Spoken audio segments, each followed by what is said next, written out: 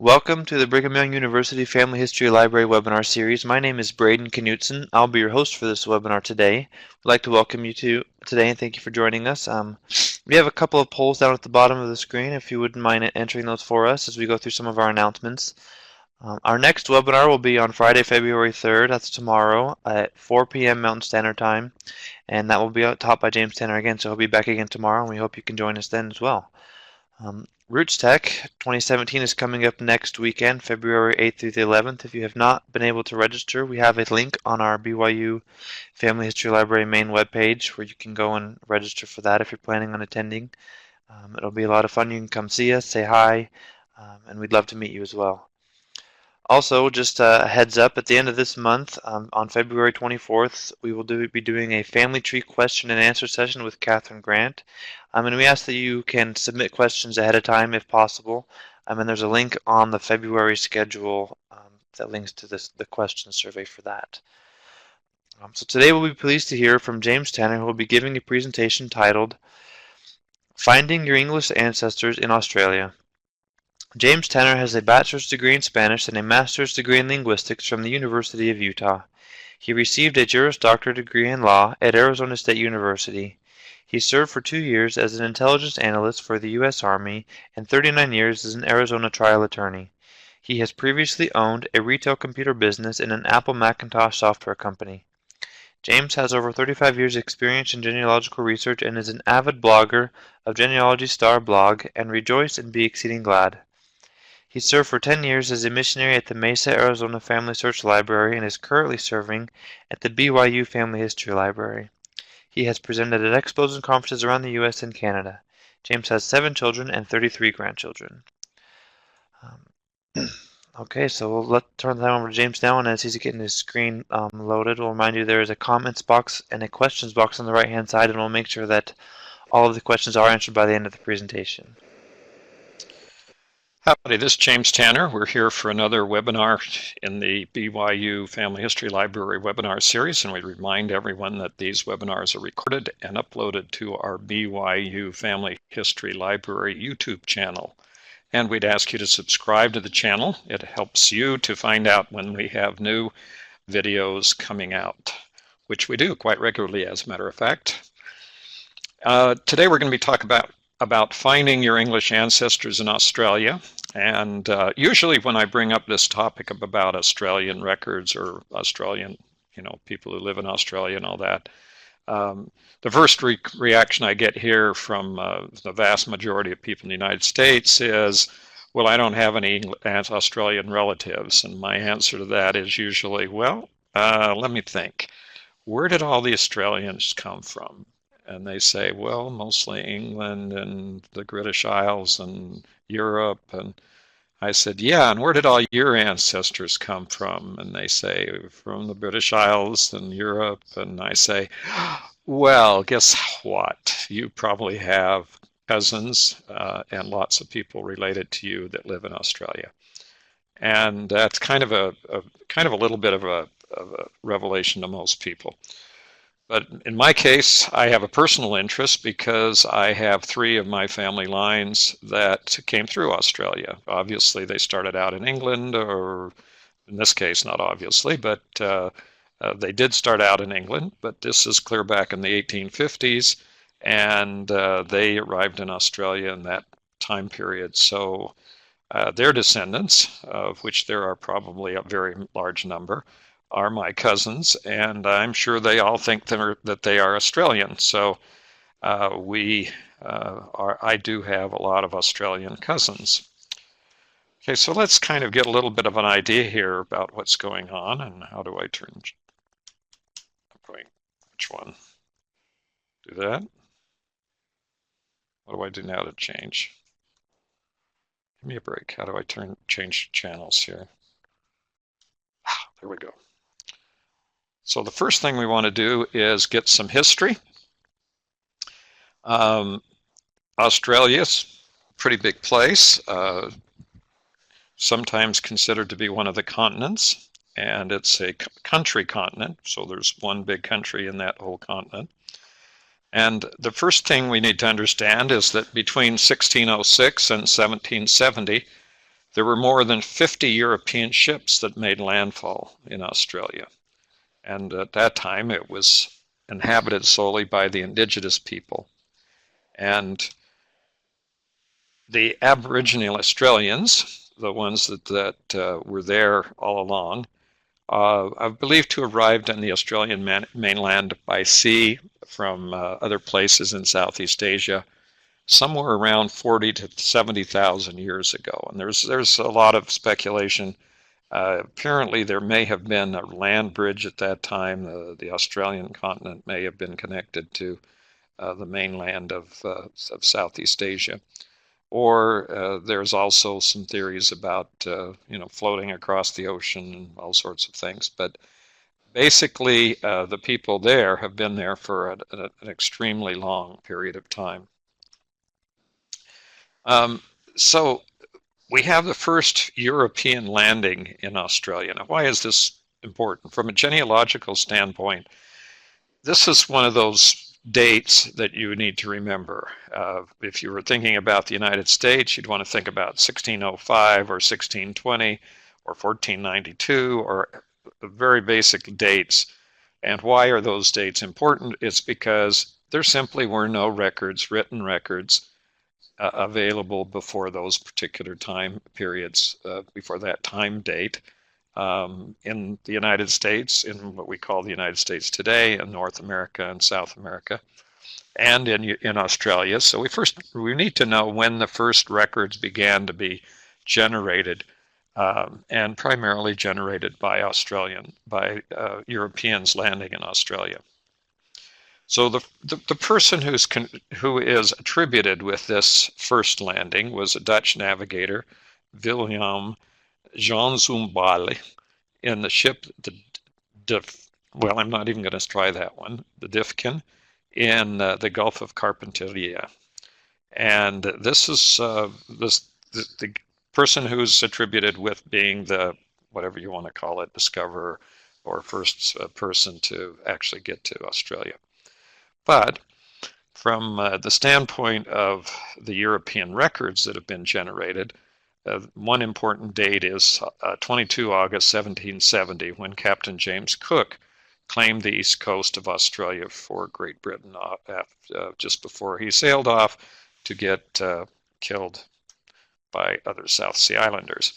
So in 1788, a few years later, the first British fleet was sent to New South Wales.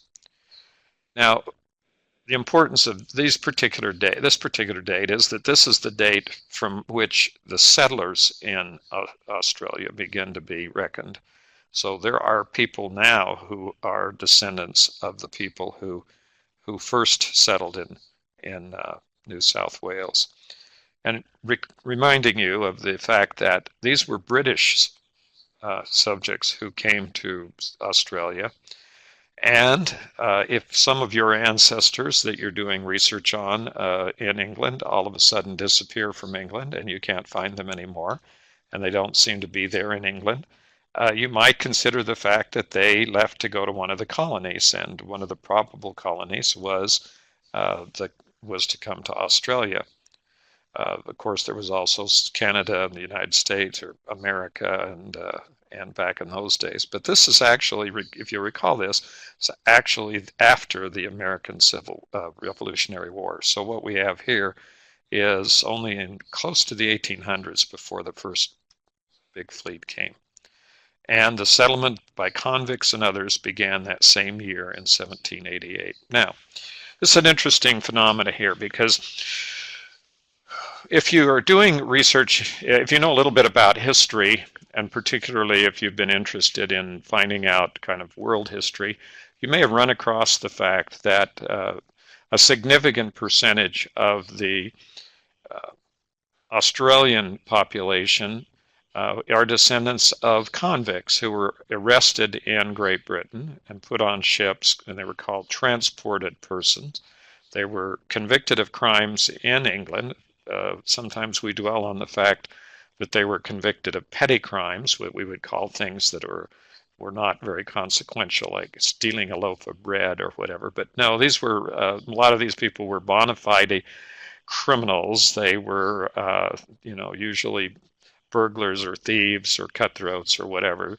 And they were, rather than being put into the British penal system in England, they decided that they would simply ship these people off to the colonies and solve their problem in two ways. One is they would have people living in these places, and secondly, they would get rid of their criminals. Unfortunately today, or maybe fortunately today, we don't do the same thing. We just keep them in cages or prisons, what they call prisons here in the United States. Okay, so now, what about the United States? It was a colony before 1776, obviously, when they declared independence. It was a British colony or English colony. Do we suppose, perhaps, that there were a few convicts that were shipped to America? Well, the answer to that is pretty plain. A little bit of research will disclose that there were not just a few convicts, but there were significant convicts. And the estimates, although the records are not as complete as we would like them to be, the estimates go from a low of 10% of the colonial population of America were convicts transported from England to as high as 40% of the population of the colonial settlers in the United States.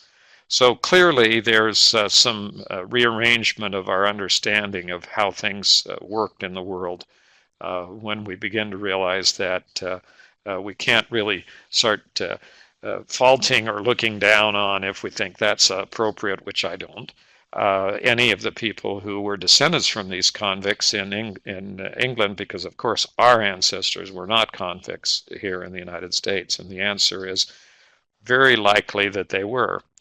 There are lots of reasons why people were arrested in England and shipped to the colonies, and they included, by the way, being of the wrong religion and not having the right set of religious beliefs, and they would have shipped the people to the colonies for that reason. And they came in under a lot of different types of arrangements, just pure old criminals who were convicted of crimes, and there were also what are called indentured servants, which is kind of a polite way of saying slaves. And there were other categories, and obviously in the United States, area of the United States, and in before in the colonies, we had a tremendous influx of slave labor. So we really can't ignore that, because it's very likely that some of our ancestors will probably date back, if we have ancestors that go back in any distance in time in either the United States or in Australia, we're going to end up having to deal with some of them who were convicts. This is the most important one. It's called the Melbourne Landing in 1840, and that was between 1878 and 1794. This picture, by the way, is of the Melbourne Landing, but between 1788 and 1792, there were about 3,546 male and 766 female convicts who landed in Sydney. This is kind of an important fact, because the ratio of males to female in the country needed to be kind of leveled out in a sense. I will talk about that in a minute when I talk about one of the people who married one of my female ancestors. Okay, so on 16 February 1793, the first free settlers arrived. Now, surprisingly, there were people in England who were not very happy, and perhaps a few in Great Britain who were, in Ireland, who were not as wealthy as they wished they could be. And they saw coming to a country like Australia as an opportunity perhaps to own land, or an opportunity to advance. And they were right. And this was a place to come where there was more opportunity than it would have been in England at the time. And so people started to come in 1793. So Adelaide, South Australia, in 1839 was founded as a free colony without conflicts. So you can't assume automatically that everyone who came to Australia was a convict, just like you wouldn't assume everyone who came to America was a convict. But you have to recognize that there were both types of people who did come to the colonies. And these are some numbers that might help to understand the scope of this. Between 1788 and 1868, excuse me, a little bit less than 100 years, there were approximately 161,700 convicts, of whom 25,000 were women, were transported to the Australian colonies of New South Wales, Van Diemen's Land, and Western Australia. So, this was not an instant way to get out of being persecuted, by the way. Once they arrived in Australia, the convicts were required to serve the rest of the term, whatever term was determined at the time of their sentencing in England, generally around 7 years or more. And so that they were on hard labor and essentially in what we would call prison camps or concentration camps, where they were not allowed much freedom until they've essentially worked off their time, and then they could become a free person. It was also interesting that if they married someone in Australia, under some circumstances, the male criminals would be able to obtain a pardon from the government. It looks to me from the ratio of male convicts to female convicts that I don't think that would have been much of an incentive on the part of the women, because they were outnumbered by a very large margin.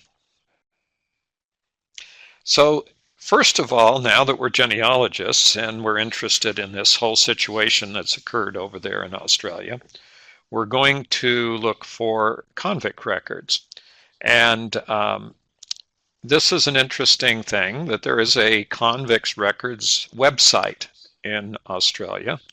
So if you go on to Google and search for Convict Records of Australia, you'll find that this website's there online. And you can browse by surname, year of transportation, and ship name.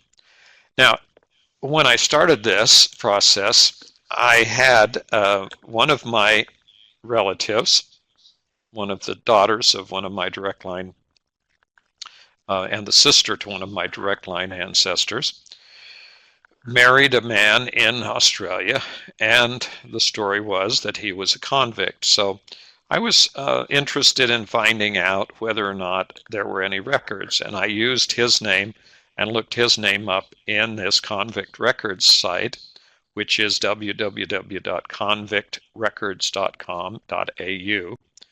And you don't need the www stuff. You can just put in convictrecords.com.au and you'll go right to this website.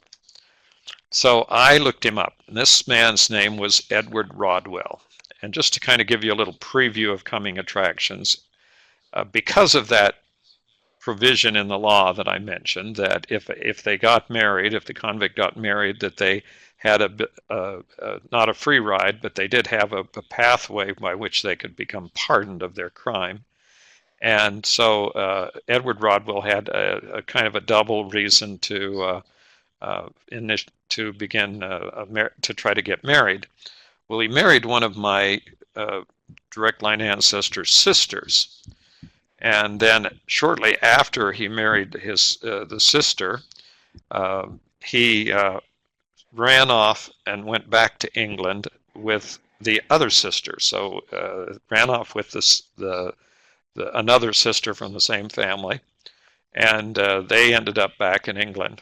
So I was kind of interested in documenting this whole process of his marriage and his life, and what happened to them in Australia. So first of all, here's the FamilySearch.org family tree entry for Edward Rodwell. He was born in 1819 in Tottenham Hill, Norfolk, England, and he died in Dorchester, West Riding, Yorkshire. Now, by looking at this, you would never suspect that for a significant portion of his life, he was transported from from England to Australia after being arrested and put into prison. And there's not a lot of information in our family tradition about what he did or why he did it or what was going on.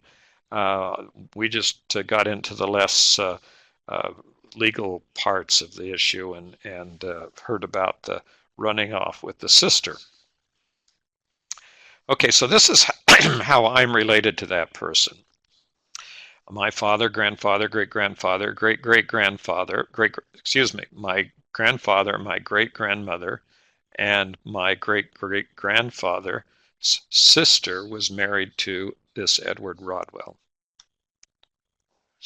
So once again, we're back. This time I looked up Edward Rodwell on Ancestry.com. Now, I'm assuming that those who have done research on our family previously didn't have access to all these records. It's just obvious from what we see recorded in our family histories that this is something that's quite new. But if you look down the side of this, on the right-hand side of this reference here, the results of a search for Edward Rodwell, we see that he was in the New South Wales, Australia convict idents from 1788 to 1842.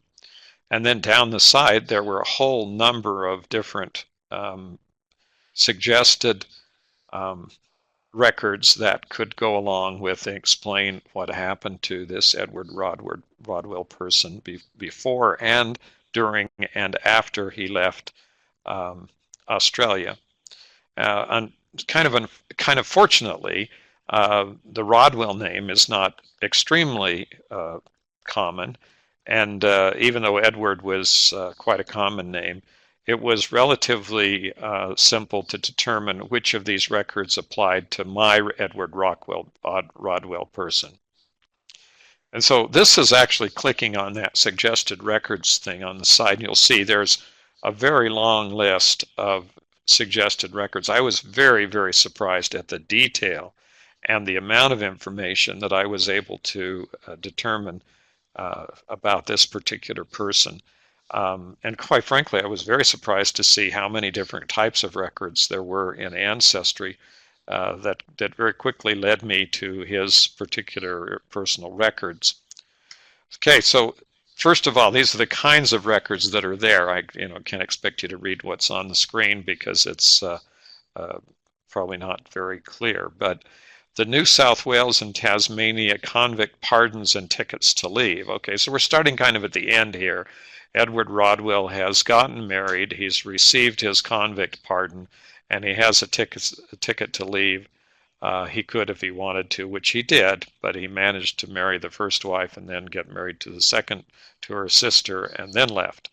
I'm sure that they would have kind of liked it to happen differently, but that's the way it happened. They also have in Ancestry his England and Wales criminal register.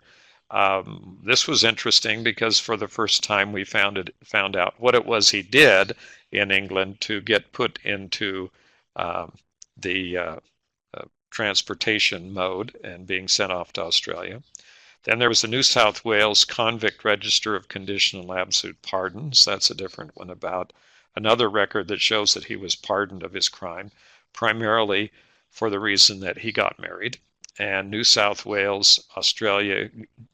Now the word jail description in entrance books is not gaol, it's jail.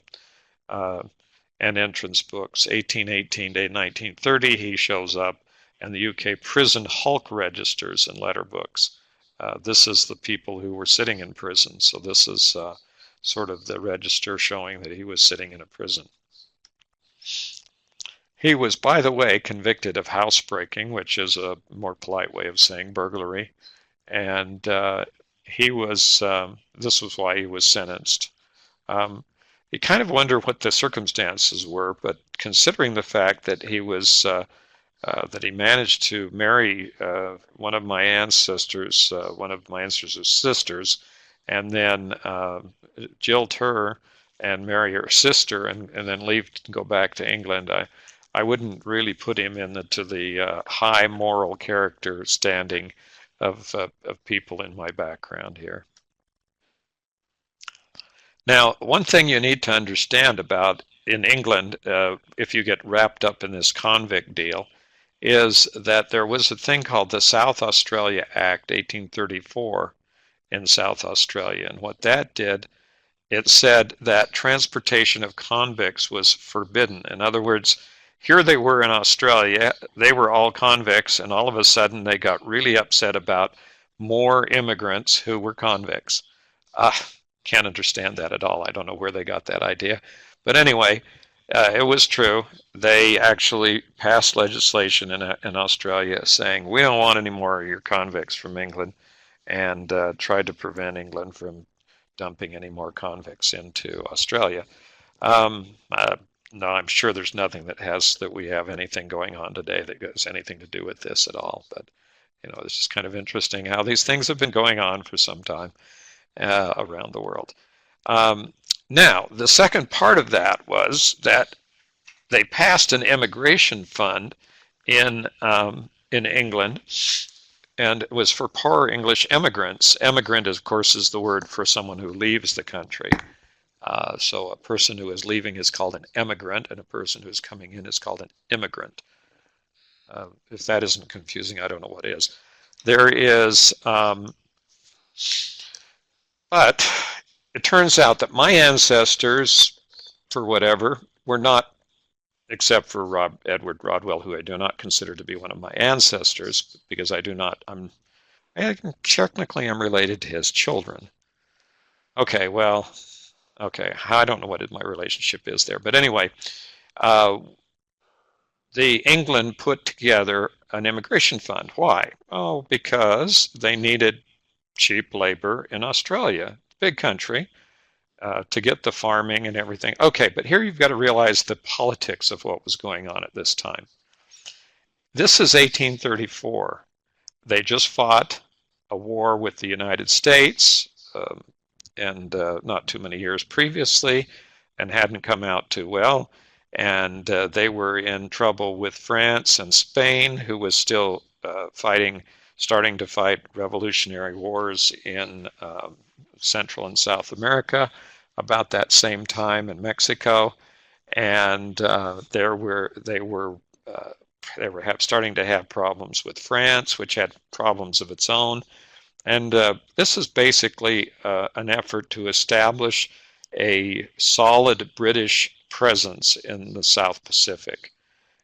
So they were willing to pay people to go to Australia just so they could have enough people down there to claim and make sure that they retained their interest in Australia in view of all of the revolutionary forces that were going around the world at the time, and the sort of very aggressive French and other countries who were trying, including the Americans, of course, who were trying to expand their own spheres of influence. And then we capped it off with gold being discovered in Australia in 1851. You remember, when was gold discovered in the United States? 1849. When did they all decide that they weren't going to make any money? About 2 years later. And of course, they all decided to get on ships and go to Australia because there was a huge gold strike. And that guy standing there with his hand on that big rock, you understand, that happens to be a gold nugget that they found in Australia. And this picture is this guy standing next to that gold nugget. And that gold nugget was from Hill's End, and it was unearthed in 1872, and it weighs 630 pounds. That's 630 pounds of gold in one piece that they found. They didn't have to refine it, they didn't have to do anything. This is a solid gold nugget. And it'd be worth about $11 million today at current prices. That's assuming it was sold as gold and not as a gold nugget. If there was actually a 630-pound gold nugget floating around in someplace in the mineral world today, I can assure you, it's one of my interests, by the way, is collecting minerals. I'm not that great into gold, but I like other kinds of minerals. But, if I had an extra couple of million, maybe $25, $50 million, I wouldn't mind buying a 630-pound gold gold nugget. Look good in my front room. Be quite an attraction, you know. Anyway, by 1880, 90% of the people in Australia were British and Irish born. Now, they're not quite that high a percentage today because they've had a lot of other immigrants into Australia. But it was primarily a very British and Irish country, and most of the traditions of the country were firmly based in their English heritage. There was quite a bit of communication back and forth between people who were relatives in England and in Australia, and this is something that if once again to kind of emphasize that if you're doing research in your English ancestry or Irish ancestry and they seem to disappear off the face of the earth and they don't seem to show up in America, then you might start looking for them in Australia or New Zealand or South Africa or some of the other countries that, and even India, because a lot of them end up in India. And this is the first Parliament of Australia, and surprisingly to me, when I started getting into the dates here, that this didn't occur until 1901. So they really were completely ruled by Britain, by England until 1901. The Queen of England, King and Queens of England were the monarchs of Australia, and they clearly had didn't have anything that approximated self-rule until the 1900s. Now we're going to look at some of the major national genealogical record sources that are out there. There's a lot of things we can do to find records in Australia. First of all, as is the same in England, you're going to find that the records in Australia are really just an almost identical category and type for the records that existed in England. They were mostly British and Irish, and they set up the same record systems when they got to Australia that they had. And the British government, like I mentioned here, had ruled almost exclusively until the 1900s. And so they set up their own British system of records. The first one, of course, is the civil registration, which we would think of as vital records, birth, death, and marriage records. And civil registration records were different dates. There's a big island off the south coast of Australia called Tasmania. It's not that far from Australia, and it usually shows up as the kind of little bit of land off to the southeast portion of the country. But Tasmania is a state, and the vital records for Tasmania begin, or civil registration records, begin in 1838. And then in South Australia in 1842, and Western Australia in 1841, in Victoria in 53, and Queensland in 56, and New South Wales in 56, and Northern Territory in 1870.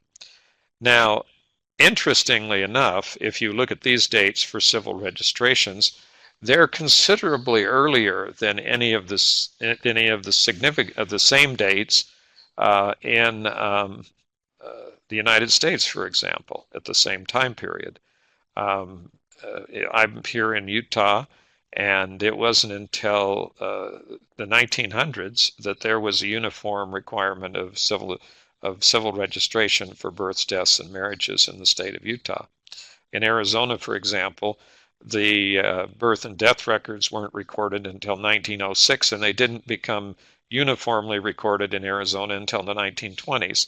So, these are really quite early records for Australia. And considering that it was only into the late 1700s that people arrived in the country, it's very likely that you're going to be able to find records, and that is capture the records for your ancestors if they managed to come to Australia, because even if they got there at the very earliest times in the late 1700s, they weren't going to have gone very far by the time they started keeping civil registration records.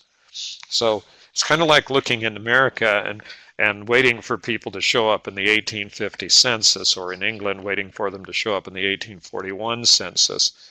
Um, you can see here that civil registration records are an important part of doing your research in Australia. And as a matter of fact, almost all my records, all of my ancestors would fall into the category, the ones who lived in Australia would fall into the category of showing up in these civil registration records.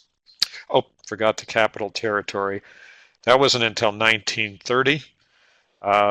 So in a sense, you could have lived there for a long time, almost 100 years, and never gotten counted or get any kind of records made, but that was just one of them. Now, we did have an Australian national census, and that's the same as they had in Britain and Scotland and Wales, in England, Scotland, and Wales. And they were on the same 10-year basis, but they began in 81, and then those early records were not those early census records were not complete or regularly held until 1911. So the civil registration records are going to be more helpful in some cases than the census records. This is particularly true if your ancestors, if you were working with people who came over as convicts or as under the immigration acts that allowed for subsidized immigration. Now, there are a lot of other Australian national genealogical records.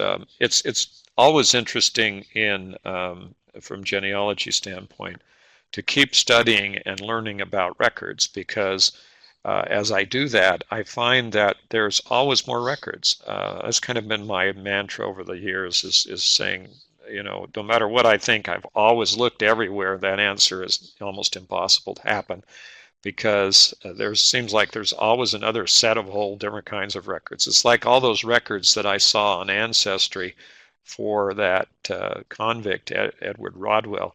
Who would have suspected that they had every kind of record from where he was arrested until where he was tried in England, and where he was convicted in England, and then when he was shipped, he was designated as transportation, and then he was transported to Australia, and then the records of his boat and the transportation and his arrival and his incarceration in the prisons in Australia and his release and then his marriage and then everything else. All those records turn out to be available every single step of the way as he came from England to Australia and then back to England. So it seems interesting that with all those kinds of records, it would be very important to come to an understanding of whether or not you did have it. So of course we mentioned the convict records. There's national records, convict records. And by the way, the Australians celebrate the fact that their ancestors were convicts.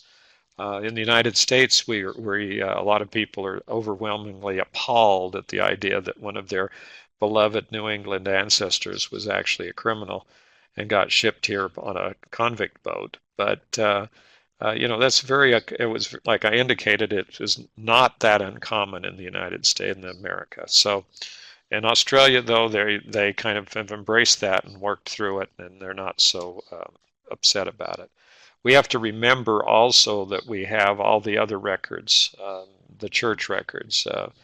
They did have churches in Australia, and they were divided up. They were Church of England, and they were divided up with dioceses and parishes and bishops and priests and everything else, just like the Church of England. There are, of course, land and property records. From the date that they began to arrive, people had to take title to their property. It's one way of tracking them around the country as they moved from one land area to another. Sometimes you have to kind of guess where they might have gone. In this case, it's always nice to, when you're doing land and property research, to have a very good understanding of any of the historical events that may have affected the land and property. Like in the United States, for example, the movement into the West. Well, in Australia, you had a similar kind of thing, only they were moving in from more than one coast. But it was the middle of the country that was not settled until later. And the issue there was, of course, that most of the central part of Australia is the vast Australian desert. And even out there, though there are people presently today, particularly miners and whatever, who live out in the middle of the desert. So it's not unknown. Military records. People in Australia fought in all of the wars that involved Great Britain, and so they were conscripted, or they were already in the Army or Navy. And they also fought all of the wars coming up through the 1800s and the 1900s, including World War I and World War II. Obviously, both World War II had a much greater impact on Australia than World War I did directly, because there was not much damage done from World War I, but World War II, Australia was right on the front of the battle lines.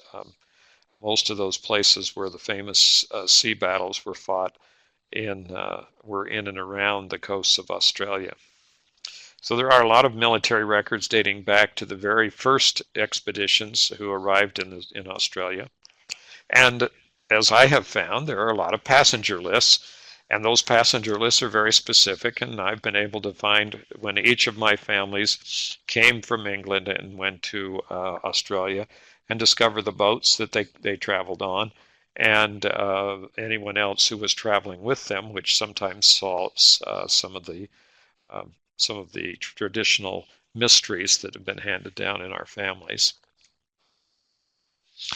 And then there are British emigration records. That means the records that Britain kept of the people who were leaving the country. I guess they wanted to keep track of everybody who was getting out of the country and figure out for whatever reason. I'm assuming there are some people who tried to leave the country for reasons other than some kind of desire for freedom or new religion or whatever. And they were simply trying to escape their creditors or criminal prosecution, and so Britain kept pretty close cap of that. Now, if we're going to try to trace a family from England to Australia, we have to, first of all, understand that they went there.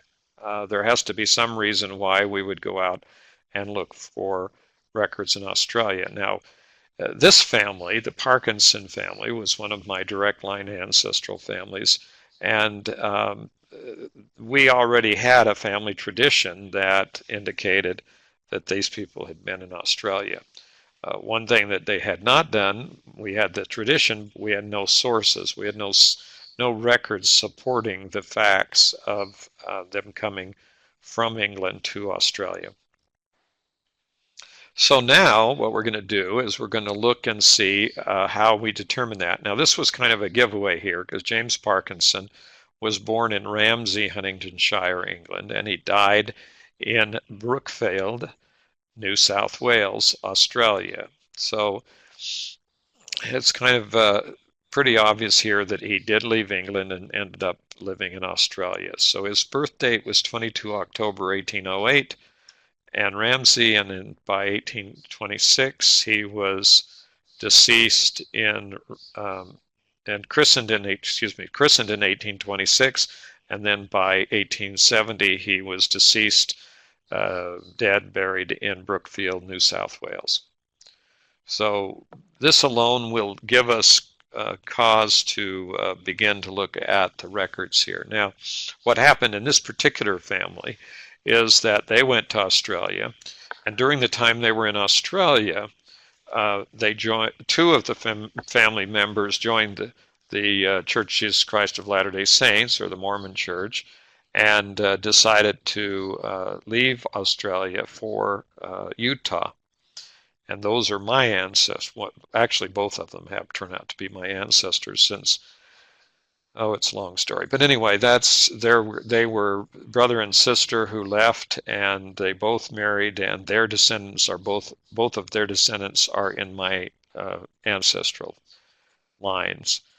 My grandfather married, my great-grandfather, excuse me, married a descendant of one of the families, the Parkinson family, and the female of the Parkinson family who married in Australia was a Stapley, and he married his other wife, my great-grandfather's second wife, was a Stapley.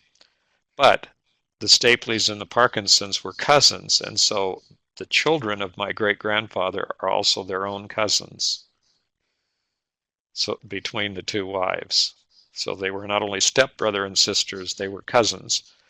And what does that make my relationship? I have no idea. I don't think we have words in English that describe a person who is the descendant of two different families who are stepbrother and sister and cousins. So figure that one out.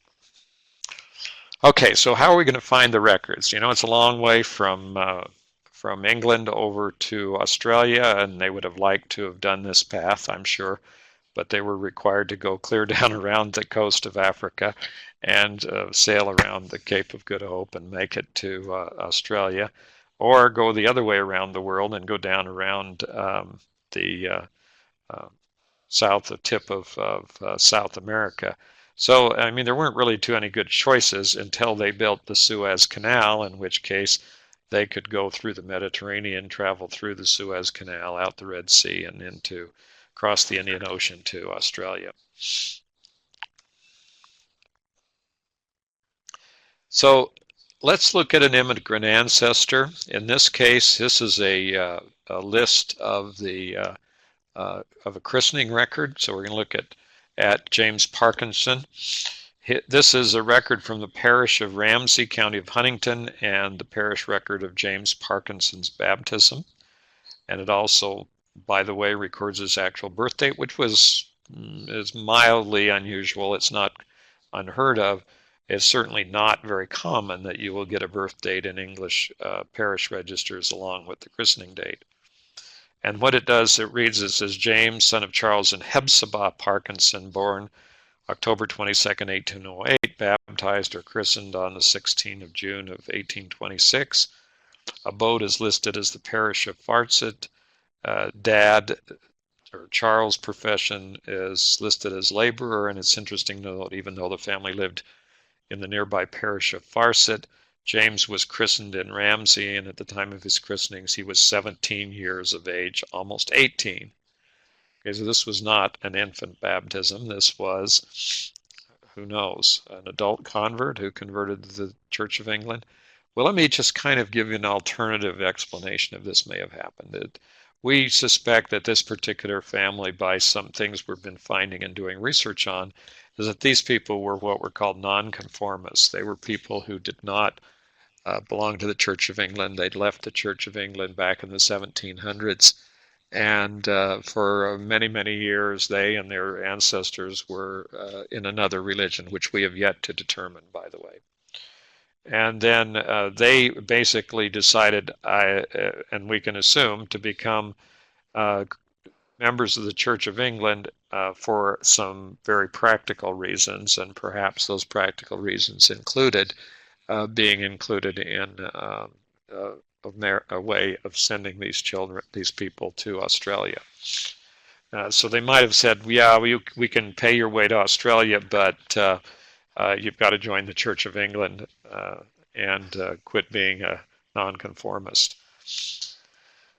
So we're not sure of those facts, but that seems like kind of a reasonable, very outrageous speculation, but probably what happened. So here's a copy of the record, the census record for 1841, showing James Parkinson and his family at the age of 35 with a bunch of children. He was an AL, which is an agricultural laborer. Basically what that does is if you look carefully at the English records, then you can start to understand what it was that your ancestors, if you have ancestors in England, what they did. Now, you can do this in any country. So you need to do this in the United States. You need to do this in Germany and any other country of the world, is focus in on their occupations. The reason here is that an agricultural laborer in England at this time, in the mid-1850s, 1800s, was not what you would call upper strata of the society. These people had very little options, very few options to do, very little opportunities. There's very few things they could do. They could continue to be an agricultural laborer, which meant that they were essentially a serf, or if they were a little bit more ambitious, they could do what the Parkinsons did, and that is apply for a government immigration grant and leave the country and go to Australia. So this is the census record. Here's a citation to that particular record, and this is where I got some of the information about the family. Actually, that record, the census record there, was the key to this family, because when I began the research, I had family traditions, but I had no source records. I had nothing that showed any birth, marriage, or death records for any of these people. I didn't even know if I had the right people. But by doing this research and tying them into the family that immigrated to Australia, we were able to find a lot of information about this particular family. They're now very well documented, and we're moving back through generations, except what I mentioned a moment ago. Turns out they were probably all nonconformists, and that was right where we are right now. Okay, so this is showing this is the immigration record on the 11th of March of 1849. Now James Parkinson's 42 years old. His wife is 42 years old. He's got a William Thomas, Sarah Eliza, and they are their children, and they're on their way on their great adventure across the ocean to Australia. So now we have him in Australia, and this is where we start picking up records in Find My Past. Find My Past has a lot of records. I mentioned records. There were lots of records in Ancestry, but there's also a lot of records in Family Search that apply. But there seemed to be a lot of the additional records that were not necessarily duplicative of the records in Ancestry in Find My Past. So they sort of filled in the gaps with each other. And here he is, his death, James Parkinson, in Dungog, New South Wales in 1870. So that's his death record. And the record refers to a registration district, which means that this is a civil registration record.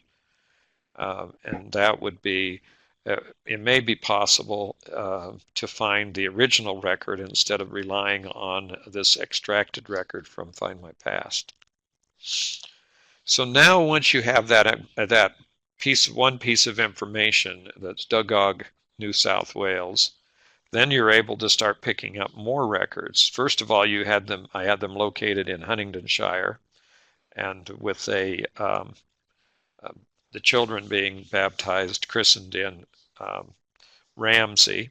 And now by using the Ramsey location and the surrounding parishes, I'm able to come up with more records. So here's James Parkinson's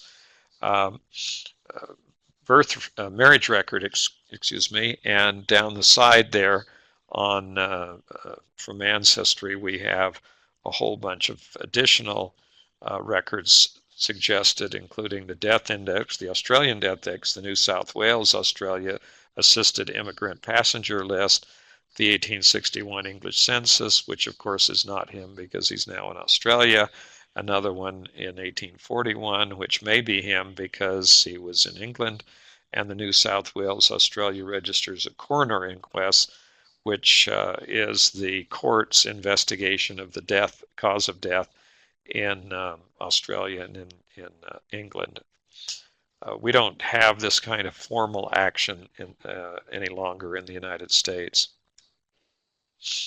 So these are the list of the records that I've just gone through so that you can see this. And I would remind those who are watching this live that I just keep moving on, and you may want to go back and look at something.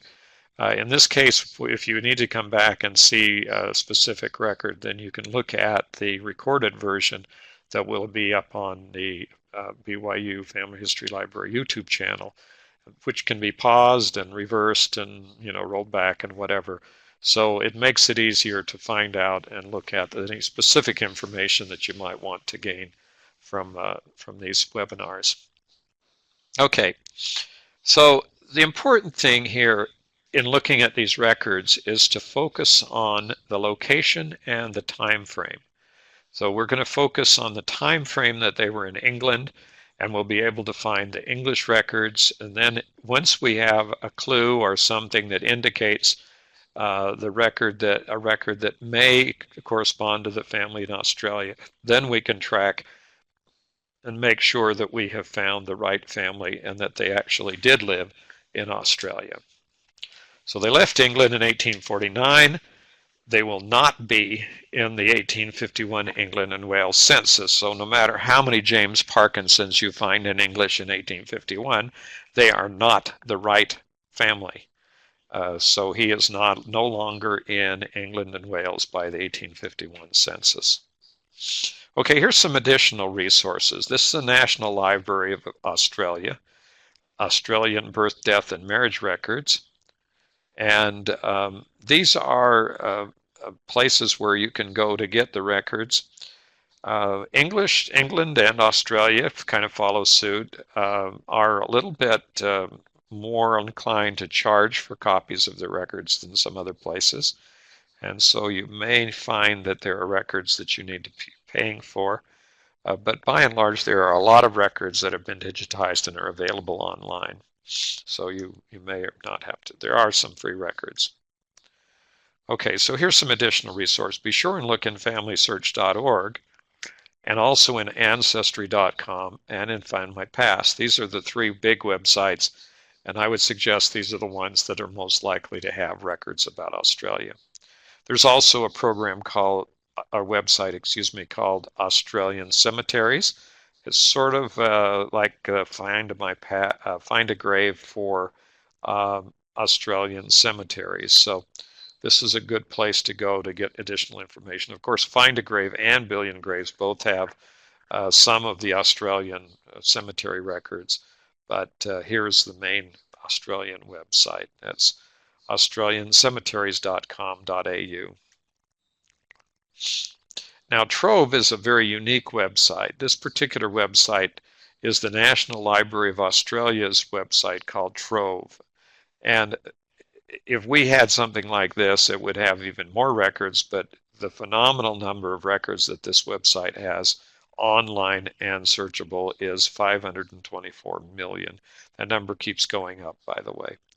There's some questions about lately about funding and all that kind of stuff, but that's the normal thing that happens whenever there is a government entity that is dependent on the taxes and the money being paid to the government. But this is a marvelous resource. Some of the records are limited to those who have National Library of Australia cards and who can gain access to it, but it is a fabulous source of information.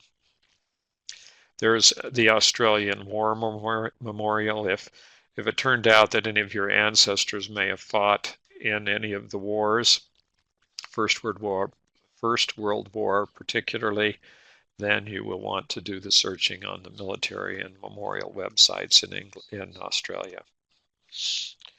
Now, these people advertise that they can help you track down information about relatives who served in any of the conflicts in which Australia has been involved since the 1860s. So this is an interesting thing. They actually advertise that they would be glad to help you find these people. So the key here is to keep looking. There's lots of records out there. They're becoming more and more available online and digitized. I would suggest that anytime you run into a seemingly disappearance, mysterious disappearance in England or one of the other parts of the British Isles, that you consider the fact that there may have been an immigrant, they may have become an immigrant, and you may need to try to see if they show up in one of the colonies. Thank you very much. Oh, by the way, you never run out of records, places to look. You think every time you think there's nothing more, no more places you can look, you'll find out there's lots more. So thanks for watching. I appreciate this opportunity to come and give webinars, and we'll be back here again tomorrow with another webinar. Remember that these are recorded and are uploaded to the BYU Family History Library YouTube channel, and we would encourage you to subscribe. Thank you much. Okay, we do have one question. Okay. Greg, I think someone, Dorleen just asked if you could list the Convict Records website once again before we end. The Convict Records website. Oh, the Convicts, just look up Convict Records in Australia. It comes right up on Google. It's practically the first thing that comes up. Very simple to get to. And it's convictrecords.eu, I think, is the address to that. Okay, well, thanks to everyone for listening, and appreciate that, and we'll see you again next time. Okay, well, thank you very much, James, for the wonderful webinar. If you have any remaining questions, feel free to type those in now and make sure we get those answered. If you didn't get a chance to answer our poll at the beginning of the webinar, feel free to do so now. And we also have a wonderful feedback pod down here. We'd love to get your feedback and let us know how we're doing and what we can do better. And we hope to see you next time. Thanks.